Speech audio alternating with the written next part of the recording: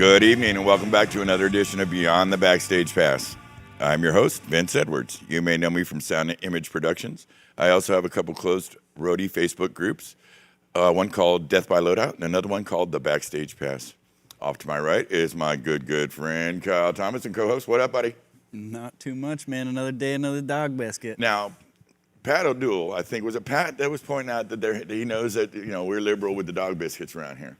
And so Sure are. Pat was wondering, you did get dog biscuit today, didn't you? I got 2 of them. Very I happy. talked to my brother about this wanton use of dog biscuits. I don't know. I was thinking you were already good when our good friend Frankie Lane showed up. Who has the studio down in Monterey, and he had Planet Gemini and a couple old clubs and places we've done shows at through 35 years, I think. Great friend. The Italian mad scientist in the kitchen. Badass. Oh my God, the best lasagna I've ever had. He brought in this giant thing of lasagna, wonderful lasagna, and some I guess they're handmade sausage. I didn't find those as enjoyable, but the lasagna, which I'm a connoisseur of, was on point. Yeah. That was some amazing lasagna. He made the sauce, and that's where lasagna goes south, is on the sauce, and he nailed it. Thank you, Frankie. You did a great job, buddy. Thank you, Looks Frank. like we got some folks checking in this evening. Now the Susie Duggan. That Mrs. rings Dugan. a bell. Susie Duggan. I don't know. That's my sweetheart. That's yeah. your sweetheart. How lovely. Hello, Susie. It's good to have you on the shop in the house tonight. It looks like we've got our guest gal in the house tonight too as well, Yeah, Selena Lewis. That's very sweet of her. And I think that's making our guests very happy as well. Very cool. Mr. Wensley, the man from Crew Music Asia. What's up, badass? You're getting your therapy tonight. Sit in place. Let's have some fun. We're going to rock and roll. All right, what are you up to, man?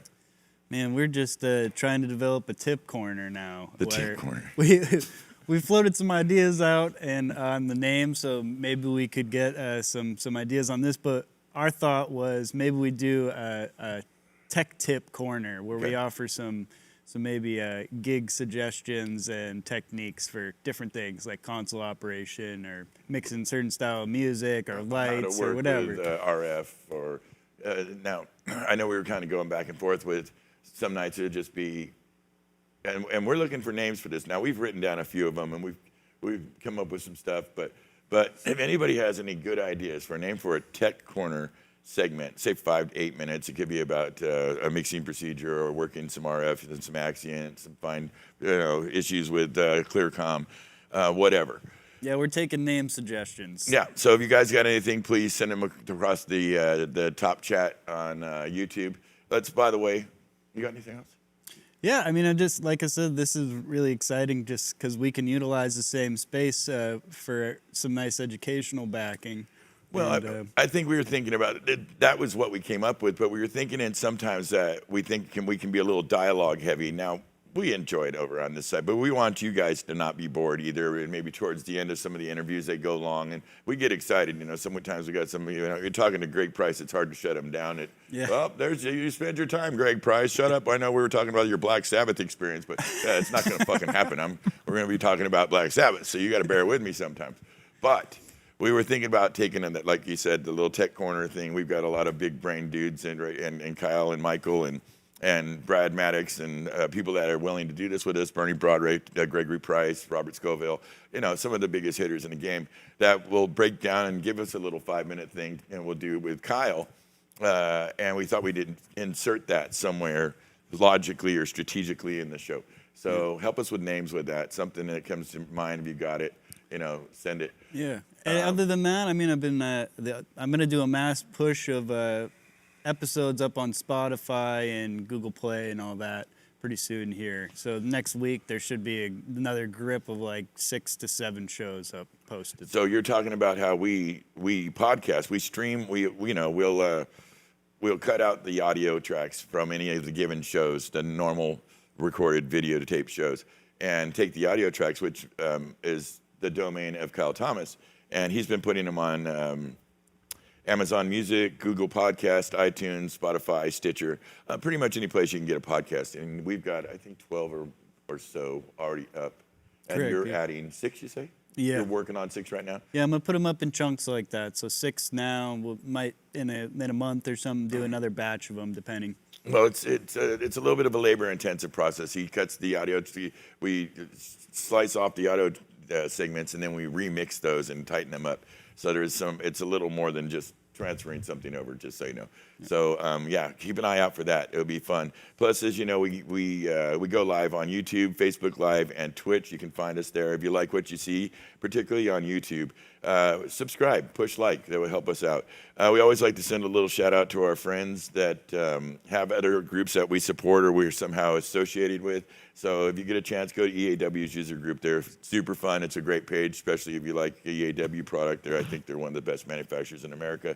And our good friends, Laura and Rick Allen over at Laura Monroe Allen and Rick Allen have the Big Love Army page, which is a real positive page. You know, if you want to go over and get a daily affirmation type thing, that's the people for. But it's for the guys, you know, the knob and fader guys. I can't recommend that. They've got 70 plus shows of some really great content, and it's a great place to learn stuff and just be entertained.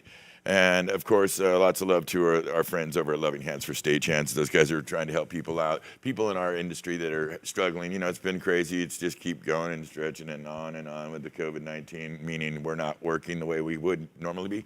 And some folks are struggling with that, and they want to go to a place where other people have like thoughts and we kind of lift each other up. So that's what that page is for. That's on Facebook, Loving Hands for Stagehands. Check them out.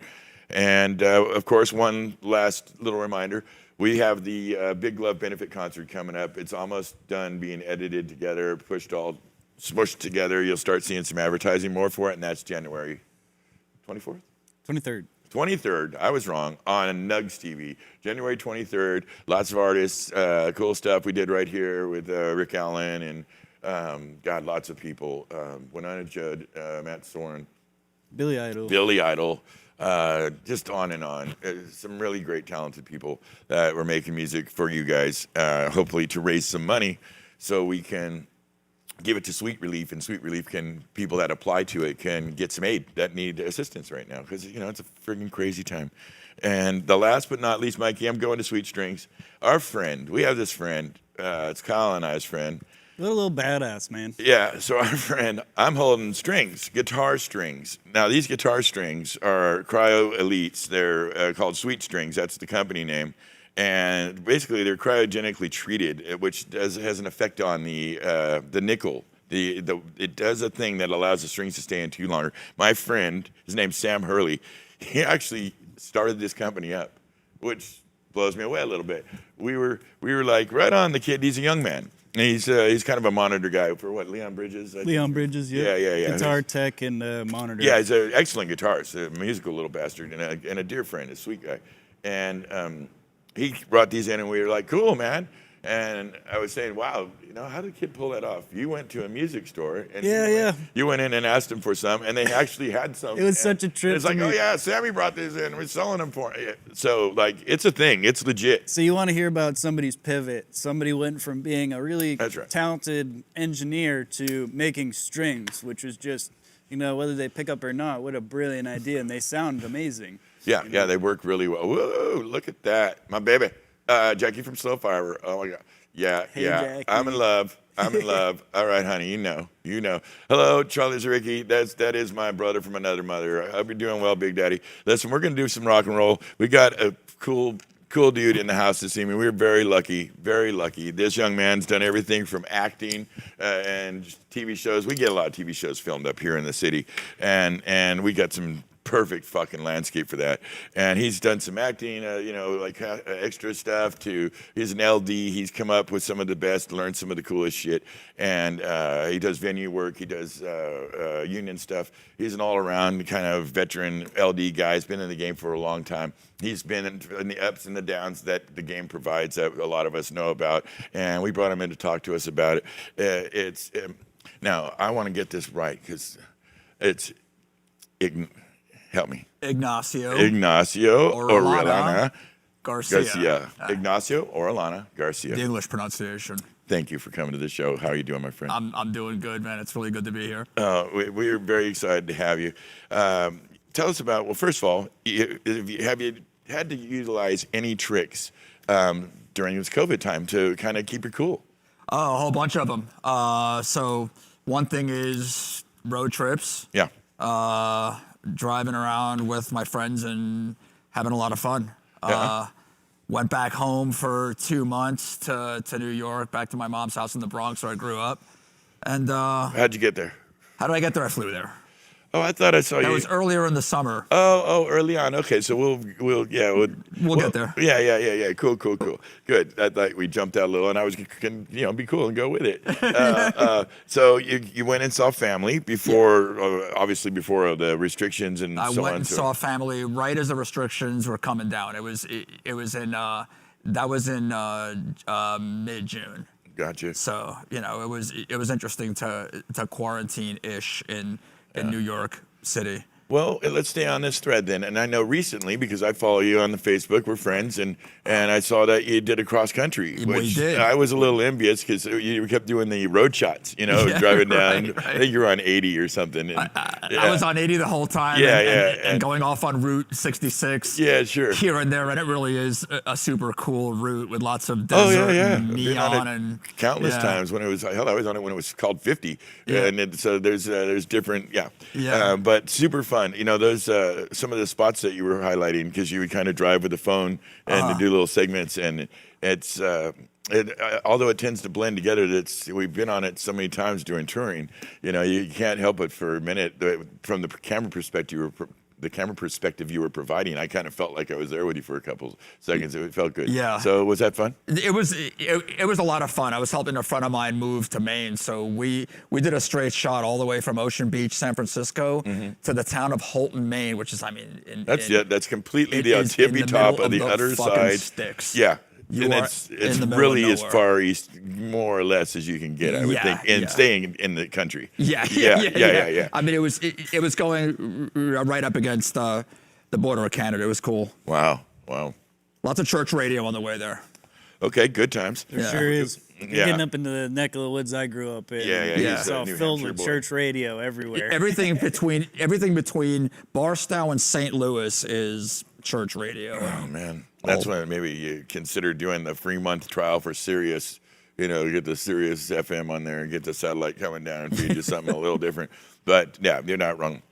Luckily, in the touring days, we had the Walkmans and the CD-mans, things. So you just have earphones on pretty much between stops, just to keep your sanity. Yeah. Music guys. I was listening to music and podcasts, and my friend and me were in two different vehicles and talking with walkie-talkies because cool. I worked on a show with them. So we wanted to recreate the feeling of being on a show while being on the road. Yeah, so that's we were perfect. talking to walkie-talkies the whole time. Oh, look at that car! Look at this! Yeah. Look at that banner! Yeah. You want to stop? I have to go to the bathroom. Sounds way fun. It was a lot of fun. It was really funny. That's great, man. Yeah, and that's. I think you mentioned that you were helping him move, right? Yeah. Well, that's when you know you had a real friend because it's that you helped him move. I've always said that is one of the best kind of measurements you can use with friendships is knowing the guys that will help you move. Because so many people will turn up missing. I got to move this week, and it's like from here to there. You went all the way to fucking Maine, and a lot of guys will turn up missing just to do for a cross town move. So that was very kind of you. Yeah, it was a trade-off. I helped them move, and I got to see the whole country while being able to stay at hotels and stuff. It was fun. Everybody wins. Everybody wins, man. Those are the best deals when everybody's needs get met. That's seriously, that's best if you can pull that off. So I know you've been we mentioned before, you've been in the game for quite some time. And you came up in a very kind of special place. And I think we'll have to explain this to people, not to everybody in the viewing audience, but not everybody will understand immediately. So you came up under one of you can only really call him a legend in the lighting business. We were talking about him before the show. His name's Jerry Abrams, and this is around 91, 92 at the Kennel Club. Yeah. And you got to kind of study under him a little bit, which is, talk to us about that. Jerry Abrams, you start your light, you get into lighting. Yeah. And I'm going to ask you that later. Why? Okay. Because why am I audio? Right. Like there's a reason we do what we do. But so you go into a place to start working, and they put you with Jerry Abrams. Well, my working with Jerry Abrams and the company is called Jerry Abrams Headlights, which was the split from the original Headlights, Right. which was him and Glenn McKay. So they split. They became Jerry Abrams Headlights. They were big in the '60s, and so I saw his work when I was seeing Monterey Pop, and so when I heard that he worked out of the Kennel Club through a friend of mine, I was 24, 25 years old. I'm like, oh, I want to learn how to run a psychedelic light show. So That's who you go to. that's how I got there. Yeah. No, I mean, he is notorious for the oil light. You know, that Yeah. whole print. I'm not enough into lighting to know, but I know who Jerry Abrams is and his the history he has. Some would say he was partly responsible for the modern rock and roll lighting show. Pretty much. Yeah. And to say that you had any tenure with him is, it's kind of a special thing. Yeah. It's not everybody can say that. So found him interesting, and He was a real character, a really special person. An old '60s head like me that just like loves all those bands. It was like the holy grail to be able to run plates and to do plates like in live during shows and during dance nights and stuff at the Kennel Club was awesome. And it was very low impact, so I could train on it, and I got good at it. wow, that's very cool. What a lucky break. Yeah. That is really great. Yeah, I think he's since passed, but he was lucky. It was an incredible guy, Yeah. and it's good that he got Yeah. to, and I'm sure other folks worked with him too. That he imparted some Yeah. wisdom and technique to that, so that stays alive. Because Yeah. there's, it's in some ways, it's certainly not a. In the day of lighting and automation and so on and so forth, to still have some of those old tricks in your bag is a good thing, I would think. It is. Yeah. So we're gonna talk about a subject that you've authorized us to talk about, and it's a little sensitive, but it shouldn't be because, in our business, and I was a product of this, and I can say I gave my life a decade to this, is to the nature of working in the game, being in the business, and especially I would say when we were coming up. And I'm from the '80s, where there was a lot of drugs in the mix, and I know I personally had a little thing with the cocaine, and like I said, I just admitted to at least a decade of my head completely up my ass and doing almost all the wrong stuff.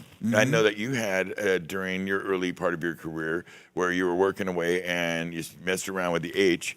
And that kind of got in your wheelhouse and took over a little bit, Yeah. and to the point. And I ended up I think I did like a little 10-day stretch or so where I got tossed out of somewhere and was with my cat in my car Oh, at a nice. park or some shit. That sounds and about right. the cat ran off.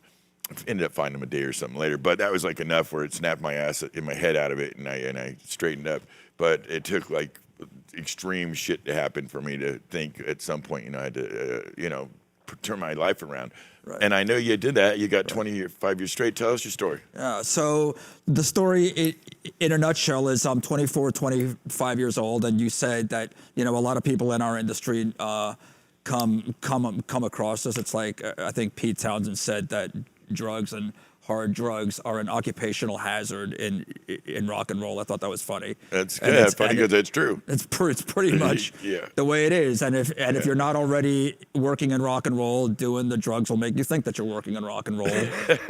That's a good one. It's all the downside with little of the benefit. Yeah, right, yeah. But I found myself, I was about 25, 26 years old, doing my plates at the Kennel Club, and I had about a quarter to a half a gram a day heroin habit, and I would be running the shows. I loved doing this stuff. I had wanted to work in the plastic arts, is what they call them, for a long time, and I had a habit, so I would be up in the rafters and fixing while the show is going on and while I'm doing my slides and my plates and Wow. all the stuff. Yeah.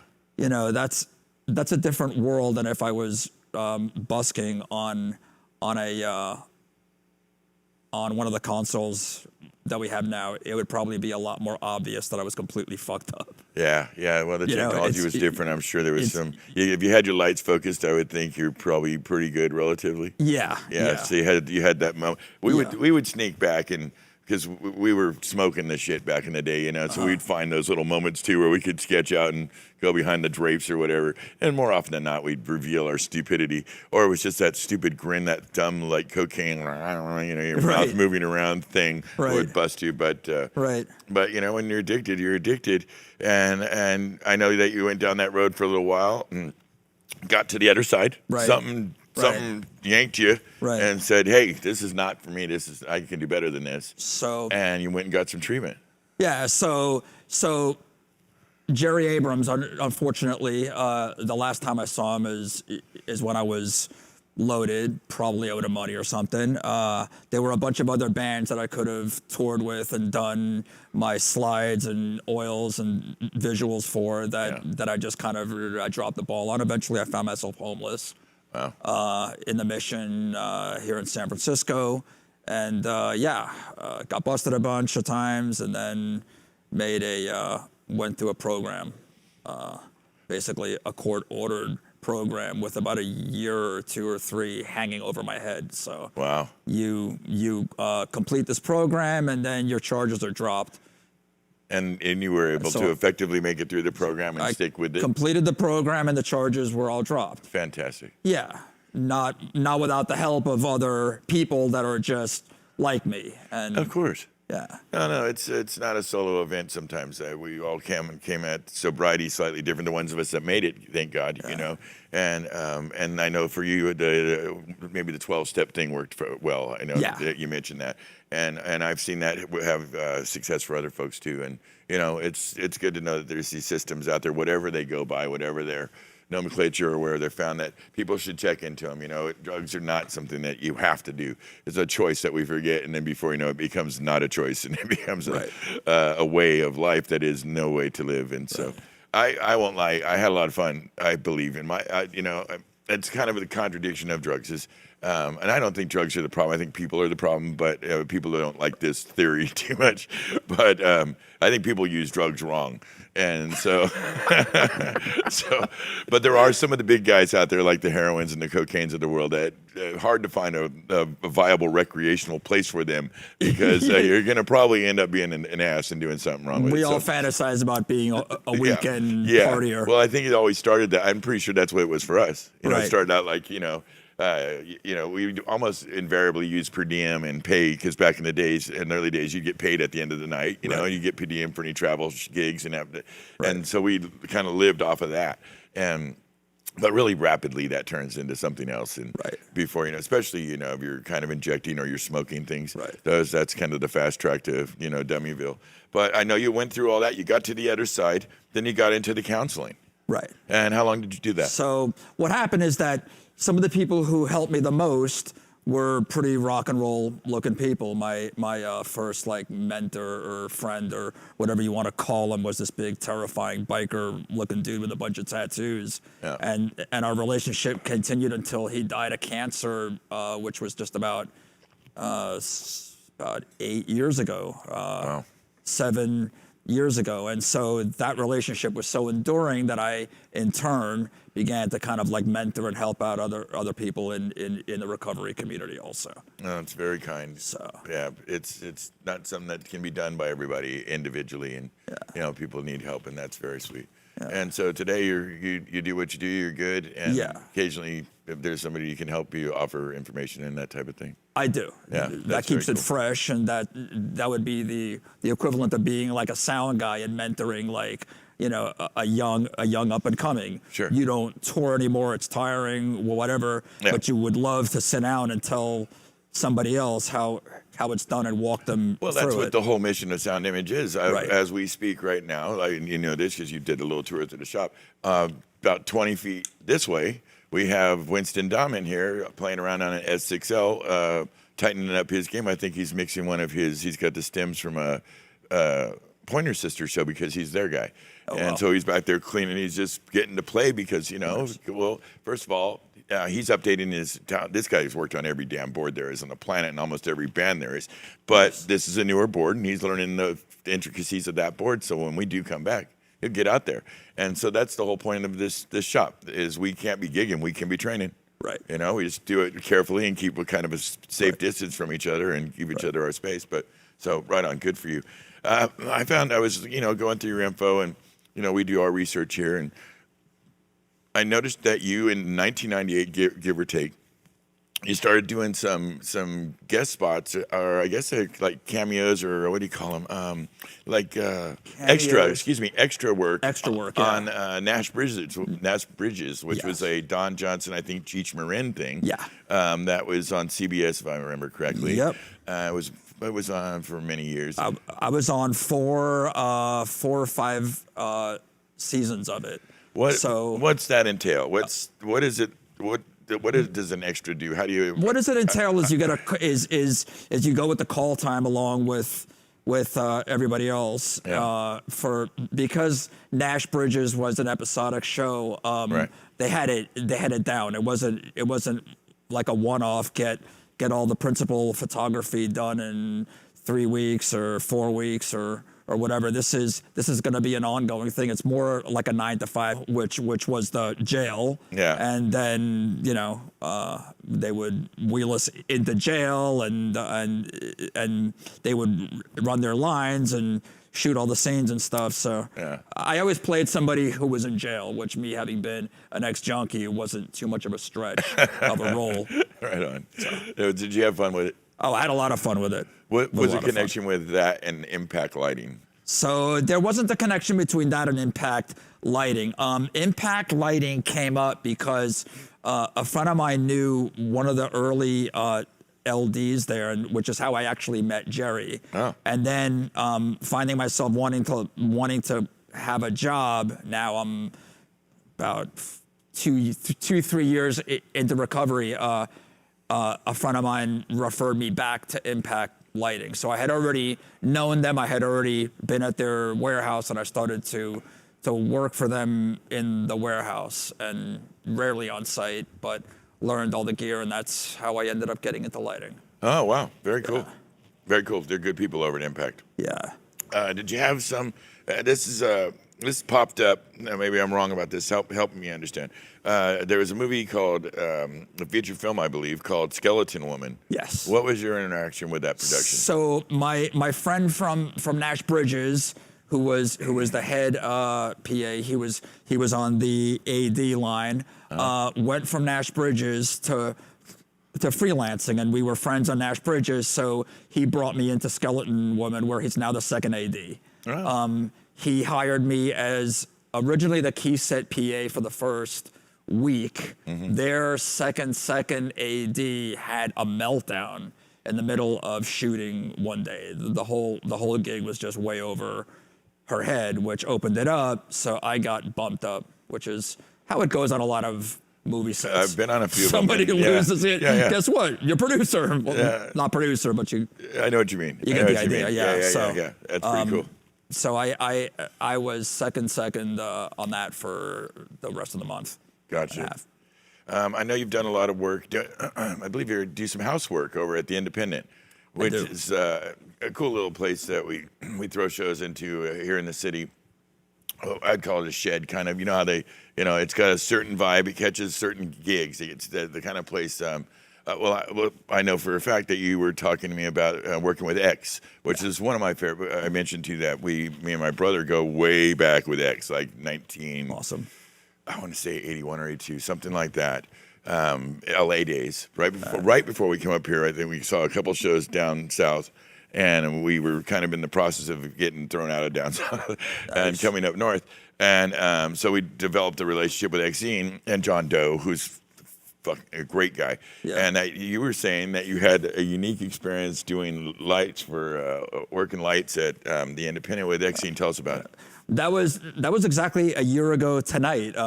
X comes and does like a little mini residency where they set up shop at the Independent, and they do like 3 or 4 shows in a row or something, or a lot of fun. for like a week. X is in the house. Very cool. And I wanted to work with them, so I got on those shows. I think it was the second show. Their PM had given me. I mean, I don't.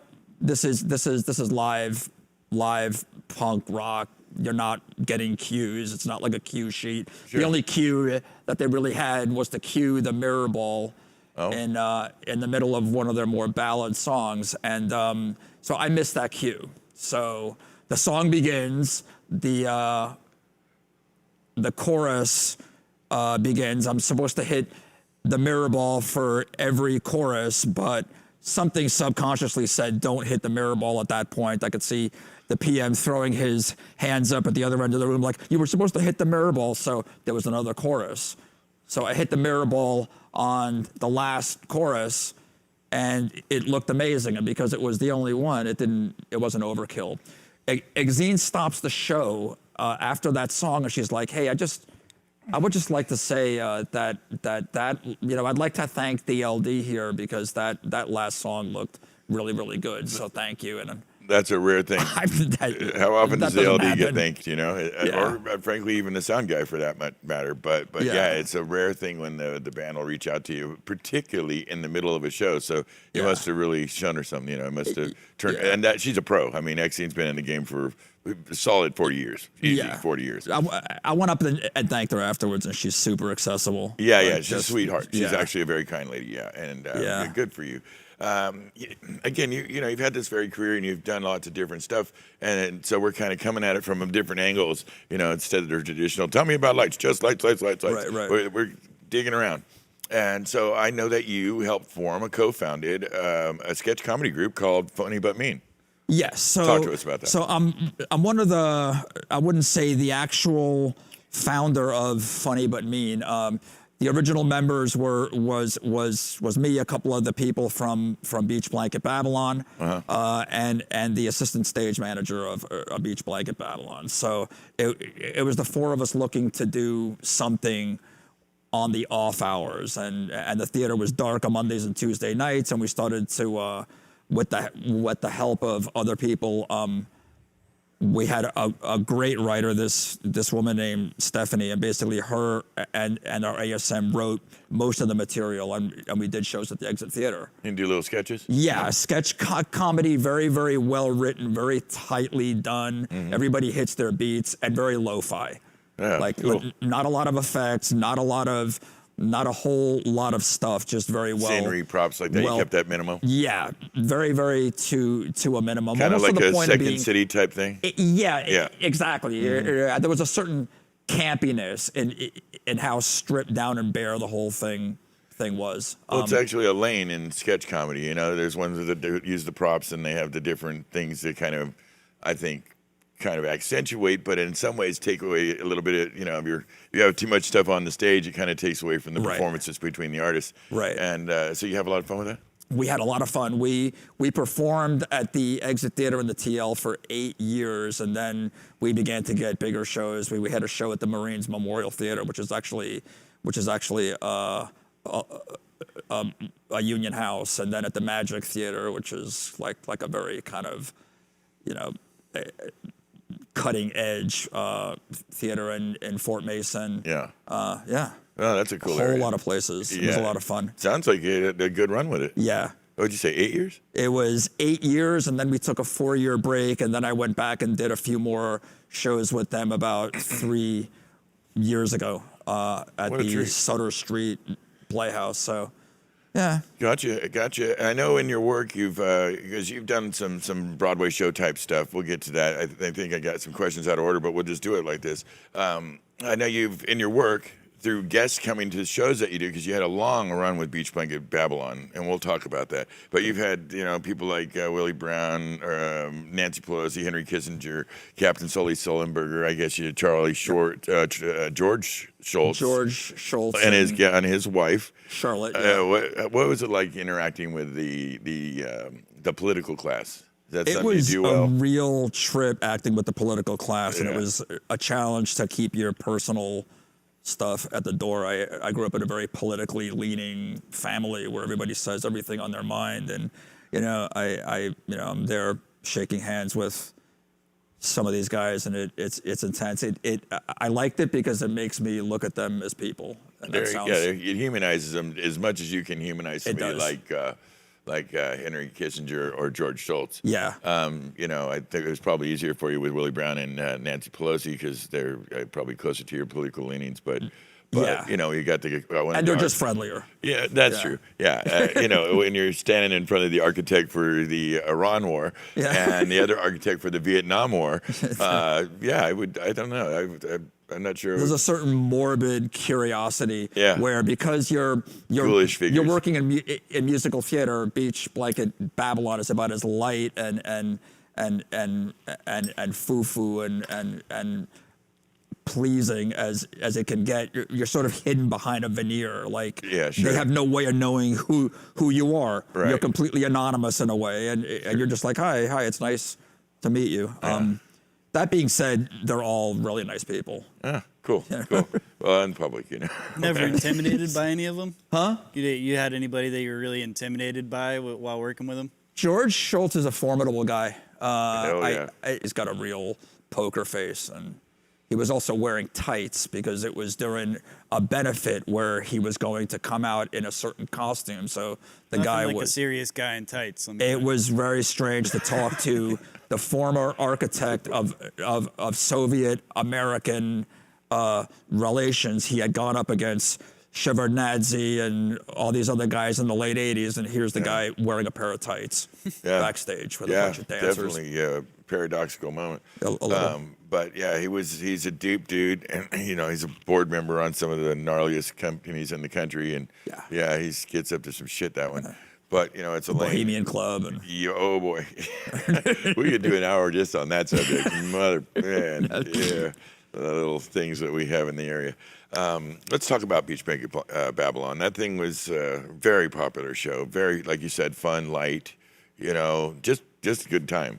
Yeah. And you did, I think, if I'm not wrong, master electrician, lighting designer for what, 12 years, give or take? For 12 years between 2000 and 2012. Yeah. What was it like? I loved every minute of it. Those are what I sometimes cynically call when I can't get fun gigs, like the happy years, because it was just the kind of gig where you're laughing on your way to work. You're laughing at work, and then you leave work laughing. You can't believe that you're being paid to do this. Like they should pay. Like I should pay them for the privilege. That's nice. We had 8 shows a week, and so for the uneducated, Beach Blanket Babylon is a pop culture review cabaret show. So there's a thread. There's a narrative thread that goes through it where you have a couple of protagonists. There's a Snow White character who can't find the prince, and that's established in the first few scenes. And then as the play goes on, musically, she begins to encounter different people, and the people she encounters are people in current events and politics. So, and didn't you? It sounds like a fun time. It sounds like a great time. Didn't other shows like Mamma Mia and the cast from Evita or Wicked come and do some get with your cast and do segments of the show? Yeah, Joe Schumann Silver was the producer, and she was very, very big on getting involved with other companies. So whatever Broadway touring production was in the city at that point, and doing a show at the usually the Orpheum or the Golden Gate, would stop by, would come by for some kind of a planned benefit, because we did a lot of benefits for different causes and different things. And so some of those benefits involve more than just the cast of Wicked. They were fun. The cast of Mamma Mia was fun. The cast of Jersey Boys was a lot of fun. And sometimes they involved some of her like high society friends, these other figures in politics. And yeah, that sounds very fun. What's your favorite memory from working on Beach Blanket? My favorite memory is when we blew a fuse. What happened after that? We basically an entire leg went, and half of the building went out, and there's people on stage with their big hats and stuff, and half of the audience was in the dark. There wasn't anything that we could do. We had to call the guy from Macmillan Electric to come and yank the fuse out because it had to be taken out by some old school setup probably. Yeah, real old school. I mean, big and a lot of power. Yeah, you guys are drawing probably a lot of power in a show like that. So what did you do with the audience? We, You you have know, to shut the show down? we're experiencing technical difficulties. Please stand by, and then doing that every 15 minutes, and then we give them drinks. Yeah, it usually keeps So somebody that for a was few more minutes. that was one great memory. That's one that I would probably put in a not so great memory for me, but you know, we had people popping strings and pedals, guitar pedals and stuff going out on stage, or wireless mics or whatever, your belt packs, and I always hated those moments on stage. It was, it's just never fun, at least in my opinion. I tend to like to be hidden from the game. Why lighting? What do you love about lighting? What made you brought you to lighting? It was twofold. So half of it was that I had already been doing lighting at the Kettle Club when I was younger, and that I just have maybe I have it in my blood. My father was a painter, and half of me subconsciously wanted to do something visual, but I don't want to do exactly what he does. I don't know. I went to film school, and I made films in college, but lighting is something that kind of like brings together music also, because I love music. I mean, I play a little bit of it, and I listen to music all the time. Yeah, so you feel like you have a strong visual sensibility. I have a very strong. I'm an audio. Yeah. My ears inform my world. Yeah, and it's yours more of a visual kind of thing. Mine is more of a visual thing. Like I see colors, and then especially after working at Beach Blanket, I got into the idea of colors as notes or colors as brush strokes. Sure. So you're sort of painting with light. Absolutely. Painting people, and then there's also the whole thing of negative space, using blackouts or blacked out areas to create tension.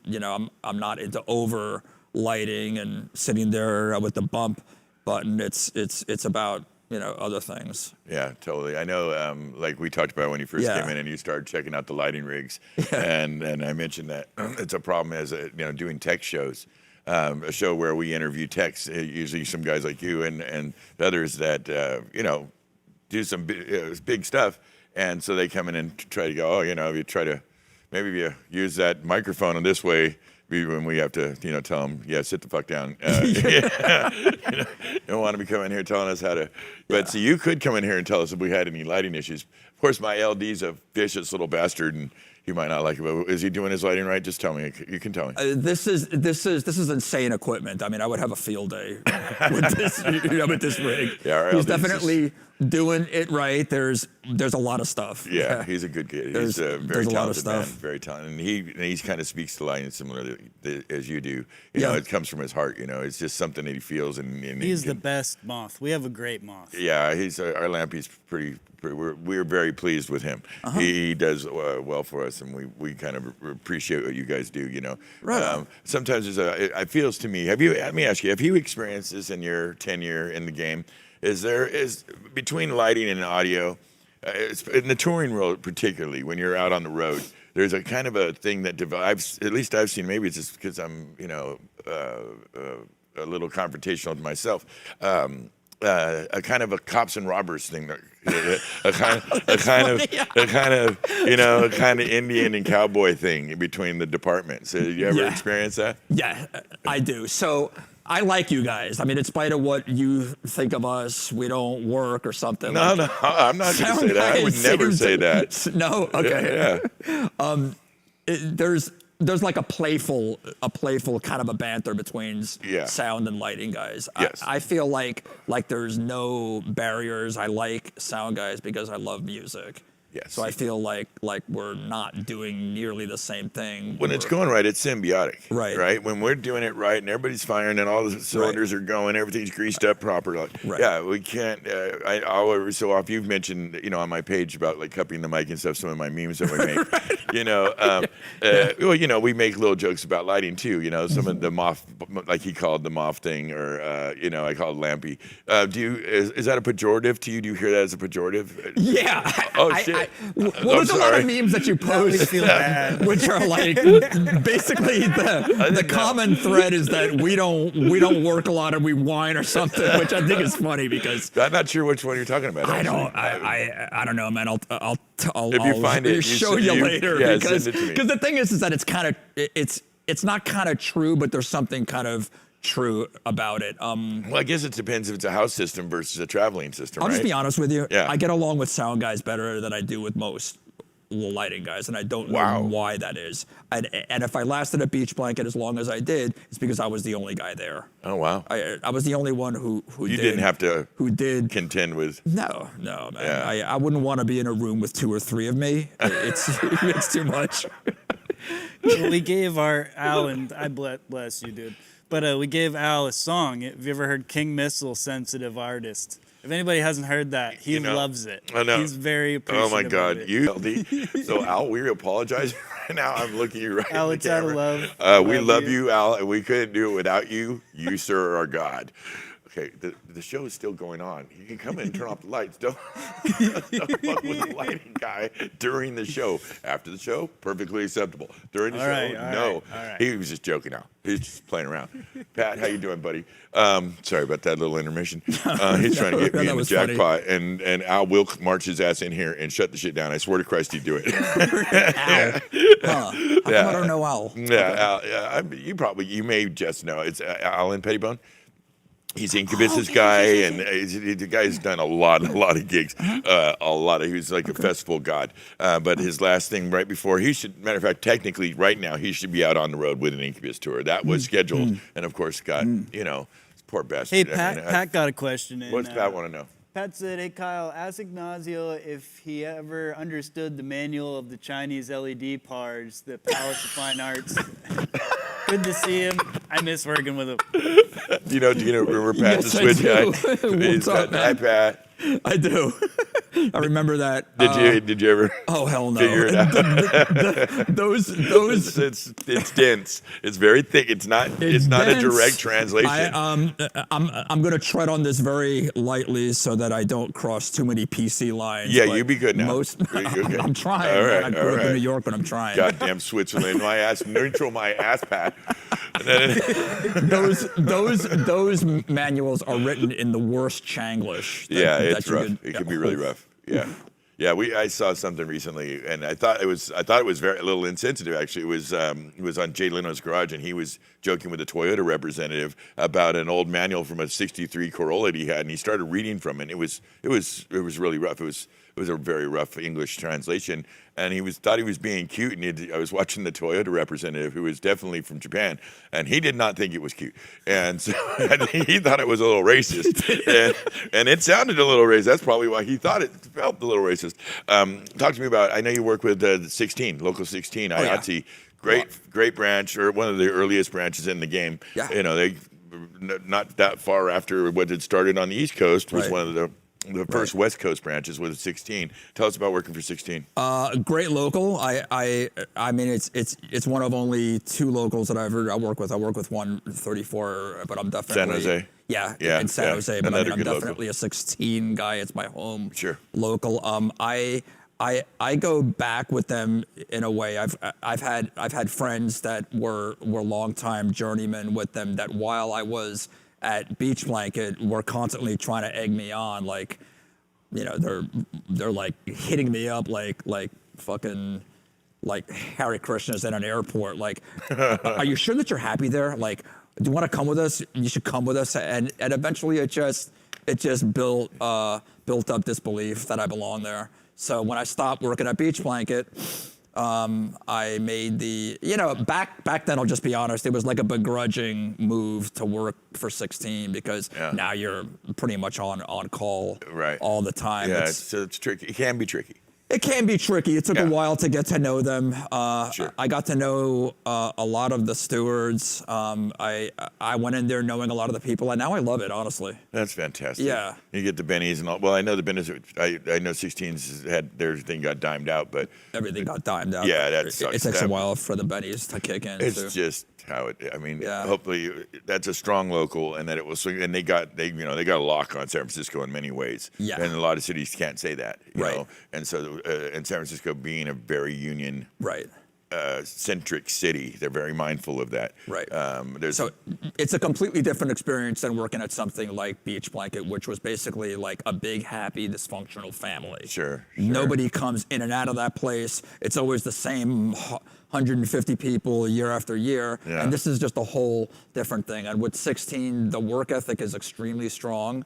And there's a bunch of unintended things that I learned there. Like it just makes you think about other people. There's something about working with them where you leave and you end up like holding the door for people and letting people cross first, and you just, I don't know. It civilized you a little bit. It civilized me a little bit. Wow, that's great. That's great. I agree. It's a good house. I've had some across the nation, different interactions with the locals, all IATSE, and not always pleasant. Some of the Teamsters too, you know, Intense people. But I've for the most part, I would say, and, you know, over the years we've done a lot of interaction with 16.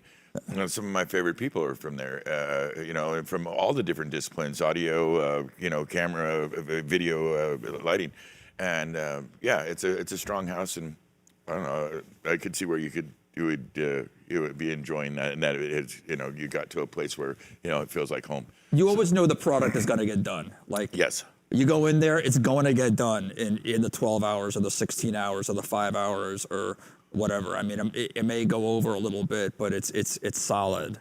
Yeah, well, you know, again, it's a pro crew. Yeah. 16's got a bunch of diehards in it, and you know, there's a couple, like any union, there's a couple knuckleheads, but for the most part, you get some badasses in there, some very trained up, you know, qualified guys and girls, and what more can you ask? And again, that it truly is one of the earliest locals in the system, and so it's got a long heritage to uphold, a lot of tradition in that local, and so you got some, you know, from the Joe Victorias and, you know, some of the best idiots in there too. I mean, just some really strong players. And I've got a lot of audio friends that work there, so you know, I'm glad for it. That's one of those places when we get back going and you get back to work. Yeah. You know, Benny's and stuff will start accruing, and you get back to the good money, because that's also what's good about 16. We're gonna have Greg Shine in here. I'm sure you know Greg. And Greg's made you know, he came up with us at Sound on Stage. Back in the day, and then kind of transitioned over there, and he's made a hell of a life for himself. You know, bought a house. You know, he does really well, and he's a sweet guy, and he's one of those guys you can put him on any position in the audio world, and he can do it. I mean, it doesn't matter, and he really thrives on that. And he's going to be my union guy. I'm going to bring him in on. We're going to probably have him in very soon and talk to him about, because he's got really strong love for the union and a lot of experiences there. So we're going to bounce around with that with him. Listen, you've been doing this for a minute. You're an observant fellow. You know, I know you've been keeping an eye on things, and I would say the political things that have been transpiring. But we don't go there. Let's talk about, as it relates to what, in your opinion, do you think the future holds for our industry? How are we gonna, as from what all you know and what you can, as much as you can surmise, how are we gonna come back? No, it's not a hard question.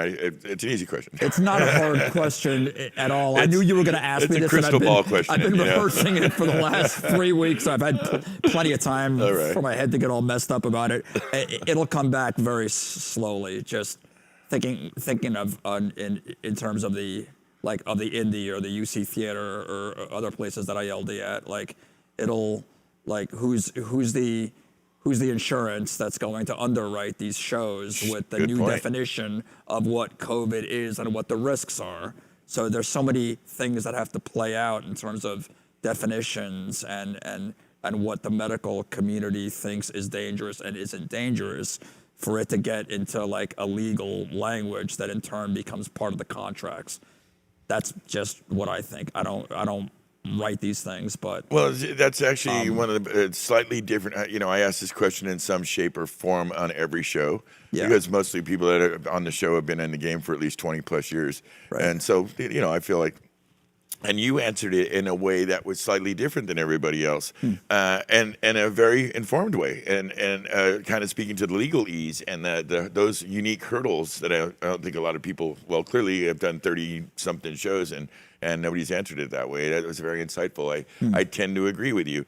That's going to have to be hammered out. And you know, when you bring in a bunch of people together, I know they're thinking about this whole passport thing, which is basically just a little thing. Could be in the phone. It could be in a card that says you have been inoculated. Just to be a candidate, I think, to come to these shows, I'm almost for sure. And I know there's a little pushback in my little roadie groups. I see people kind of posting about that, and I take them down almost instantly because I just don't want it just gets too chaotic quickly. Right, I know. People just have some strong opinions on this subject. Yeah. And I'll tell you what, as a worker, because I don't really pay to go to shows, but as a worker, if I was going to go to a show, I would probably want to know that people had covered their business on that so we could be together as a community, as a group of people, and the likelihood would be very low that we'd be getting each other sick, and I don't see why that's controversial. To all my records and all this stuff. So well, so the companies that I just saw a quick thing on this, and we'll just end up with this, is I saw a quick thing on that, and the companies that are forming up these little partnerships and their apps and so on want to be very clear with you that they don't store that information. Now, I think they'll have to explain that more clearly to the rest of us before we start offering access to something like it, because I don't want that either. Right. I am very, I think most of us are very careful and mindful of our privacy as much as we do give stuff away. You know, we have allowed access to these Alexas and so on and so forth in your houses. We're allowing a lot of access to our world. Their algorithms have got us figured out. They probably know what I'm going to have for dinner later, you know, already before I've had it. But at the end of the day, if you want to come out and play, and you know, here's some stuff at 110 in your face, and you know, with some pretty lights and some nice LED behind you, and some, you know, all the frills that we do, you may have to do some extra stuff. And if so, that might be the best thing. Listen, it was a treasure. It was a treat having you on the show. It's good to see you. You look good. Your eyes are bright. You look very nice, and that you're keeping care of yourself. I'm glad you got to go back east and do that fun drive. I'm a little envious. I won't lie to you, because that sounded like, it looked like a lot of commenting, and I got like a FOMO vibe. Vince wants to be on the road, free of the burdens of being a husband and working. No, it's funny. It's the burdens of working, because there is no burden. And I can say, honey, he didn't mean that. Stop. You guys, okay, both of bad. you. That wasn't good. Honey, you know I love you, honey. No, I'm a very lucky man. And I actually am pretty lucky. I actually enjoy my job very much. Both my job as a host on this show, my job as the boss of this building, and the things that me and my brother share here. And no, I feel very lucky. And I hope that with some of the change of guard and the things that are happening, we're all going to be good to go and working real soon. And I hope to see you out there and, you know, doing what you do, I will. You know, making beautiful light shows and making people smile. I will. Thanks for coming on the show, brother. Well, I'll be back in here too. So. Yeah, you're more than welcome here anytime. You know that. Thank you, man. Pal. It's good to have you on. Listen, guys, it was a treat having you this evening. We have a really good show coming up next weekend. We've got Jeff Diffner. Jeff Diffner is he's a drum tech. He's a drum tech that has worked for Yes and Heart, and he's one of the most sought after drum techs in the world. His current employment is with Rick Allen. He's the drum tech for Def Leppard. So it's a unique drum job, and he's the man. He was in here recently with us doing some work, and he ended up working with our crew really hand in hand. Just a sharp, talented, amazing guy. Such a nice guy, right? too. I mean, wasn't he good? It was solid, he well-rounded. fit right into the system we have here, because we kind of work, you know, almost silently with each other. I told you he brought me peanuts. Yeah, sell me on that. You just give you food and you're sold, man.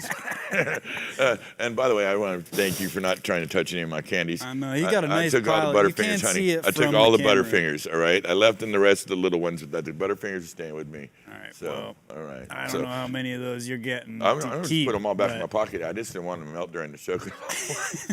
Smart. Yeah, I learned eventually. But, you know. So now that we know your dinner. Yeah. This is what I'm having for dinner. Listen, we got Jeff Diffner on next week, 7 p.m. Thursday. Please tune in. Until then, you folks take good care of yourselves and love each other. Good night. Have a good one.